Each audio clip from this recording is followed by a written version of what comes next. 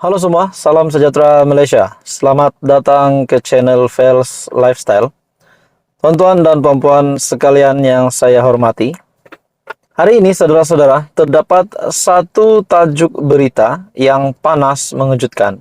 Ini mengaitkan nama seorang pemimpin tertinggi Perikatan Nasional, yaitu Presiden PAS sendiri, Tan Sri Abdul Hadi Awang, dan pengerusi DAP, yaitu Lim Guan Eng.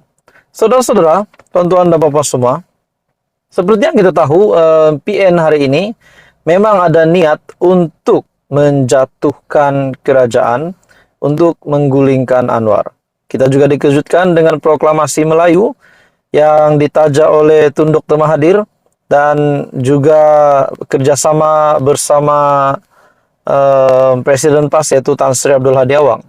Akhirnya saudara-saudara, dalam satu artikel berita yang panas, yang pasti membuat ramai panas telinga, terutamanya kepada pemimpin-pemimpin pengundi Perikatan Nasional PAS. Di dalam satu artikel, Lim Guan Eng gesa rakyat buat laporan ke atas Hadi, membuat laporan polis ke atas Hadi Awang. Lim Guan Eng menggesa rakyat Malaysia supaya beramai-ramai membuat laporan polis terhadap Presiden PAS Abdul Hadi Awang bagi menamatkan politik pecah belah, pelampau dan perkaumannya. Ini kerana kata pengerusi DAP, jenama politik pemimpin PAS tersebut mengancam perpaduan dan integrasi nasional. Adakah anda setuju dengan kenyataan dari pengerusi DAP di mana jenama politik pemimpin PAS adalah mengancam perpaduan dan integrasi nasional? Dalam kenyataan yang lain juga di dalam artikel ini, menurut Lim Guan Eng, Hadi juga telah mendedahkan kegairahan PAS untuk berkuasa tanpa mempedulikan dakwaannya yang menghasut dan tidak berasas. Dia juga menegaskan bahawa kegagalan kerajaan untuk bertindak terhadap Presiden PAS pada masa lalu telah menjadikan lebih berani.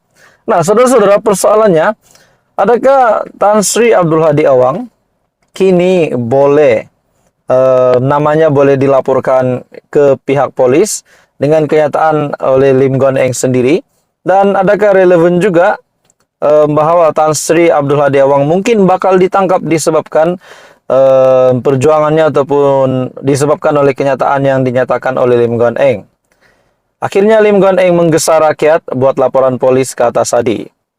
Hadi begitu terdesak untuk mengacau, menggugat kestabilan, malah memusnahkan kerajaan perpaduan pimpinan Perdana Menteri Anwar Ibrahim. Sehinggakan dia terus menyasarkan orang bukan Islam dan bukan Melayu secara terbuka. Hadi kini menyalahkan mereka, yaitu bukan Melayu, sebagai kumpulan perompak terbesar dan pemberi dan penerima rasuah. Ini mengarut, sedangkan rasuah tidak mengenali bangsa dan adalah masalah negara yang dihadapi semua bangsa, katanya dalam satu kenyataan. Menurut Lim, Hadi telah mendedahkan kegairahan PAS untuk berkuasa tanpa mempedulikan dakwaannya yang menghasut dan tidak berasas. Dia juga menegaskan bahawa kegagalan kerajaan untuk bertindak terhadap Presiden PAS pada masa lalu telah menjadikan lebih berani.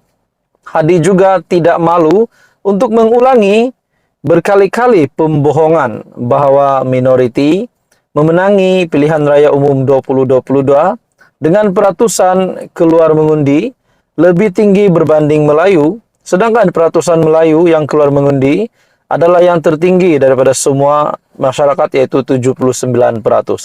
Nah, akhirnya Lim Guan Eng sebagai pengerusi DAP membuat pendedahan yang panas ini. Bagaimana orang Islam hilang kuasa sedangkan semua jawatan penting dalam negara dipegang oleh orang Melayu dan orang Islam? Malah dalam kabinet yang mempunyai 28 anggota, hanya ada 9 menteri bukan Islam. Dan daripada 148 ahli parlimen kerajaan perpaduan, 77 adalah beragama Islam, yaitu lebih berbanding 72 ahli parlimen Islam dalam PN. Nah, akhirnya pendedahan ini pasti membuka mata, telinga, dan minda orang ramai. Akhirnya saudara-saudara, Lim Guan Eng menggesa rakyat buat laporan polis ke atas Hadi. Jadi saudara-saudara, apa komen Anda? Teruskan bersama di dalam channel ini. Untuk info yang selanjutnya, jangan lupa tekan butang like, share, dan subscribe. Halo semua, salam sejahtera Malaysia. Tuan-tuan dan puan-puan, selamat datang ke channel Fels Lifestyle. Sebelum ini kita digemparkan dengan satu lagi isu ataupun satu lagi case rasuah bernilai Rm15 juta. Dan yang menggemparkan seterusnya adalah nama Ketua Pembangkang, salah satu pemimpin tertinggi Perikatan Nasional, pun dikaitkan dengan rasuah Rm15 juta tersebut. Saudara-saudara, akhirnya Hamzah Zainuddin dipanggil oleh SPRM. Dan lihat apa komen Hamzah Zainuddin, apa kenyataan Hamzah Zainuddin setelah nama beliau dikaitkan dengan rasuah Rm15 juta itu. Dalam satu artikel berita yang panas yang bertajuk, Hamzah hairan, nama saya diheret dalam pertuduhan rasuah. Ketua Pembangkang Hamzah Zainuddin berkata, tindakan memetik namanya dalam pertuduhan terhadap seorang Datuk Seri semalam bertujuan untuk mencemarkan reputasinya. Pertuduhan rasuah terhadap individu yang bernama Sim Chuh Tiam menyebutkan bahawa ia membabitkan projek-projek di bawah Kementerian Dalam Negeri KDN semasa saya menjadi menteri. Malah pertuduhan tersebut juga menyebutkan nama saya. Itulah yang janggal dan menghairankan saya, kenapa nama saya disebut, sedangkan saya tiada pembabitan langsung. Bila diperhalusi keempat-empat pertuduhan tersebut, ia menyebut bahawa suapan adalah untuk mendapatkan apa-apa projek milik agensi-agensi di bawah Kementerian Dalam Negeri. Jadi, apakah projek yang menjadi hal perkara rasuah yang dimaksudkan? Katanya pada kenyataan media malam tadi. Nah, pada akhirnya saudara-saudara, Hamzah Zainuddin setelah beliau dikaitkan dengan pertuduhan berkaitan dengan rasuah Rm15 juta itulah pengakuan Hamzah Zainuddin sebentar tadi. Dia juga berkata demikian ketika mengulas 4 pertuduhan rasuah terhadap SIM di Mahkamah Session Kuala Lumpur semalam atas 1 pertuduhan meminta dan 3 pertuduhan menerima rasuah membabitkan Rm15 juta yang kononnya berlaku 2 tahun lalu, dan pada ketika itu beliau menteri di dalam kementerian tersebut. Berdasarkan 4 pertuduhan rasuah, lelaki berusia 63 tahun itu didakwa melakukan kesalahan itu antara Jun tarik tertentu tidak disebut dan 30 Julai 2021 sebagai dorongan untuk Hamzah yang ketika itu Menteri Dalam Negeri semasa pentadbiran Perikatan Nasional untuk membantu Asia Coding Center Sendirian Berhad untuk mendapatkan sebarang projek daripada agensi di bawah kementerian berkenaan. Hamzah juga menyoal kenapa keterangannya direkam pada petang semalam bermula kira-kira pukul 4.30 petang hingga pukul 7 malam oleh pegawai SPRM selepas pertuduhan ke atas SIM telah dibawa ke mahkamah.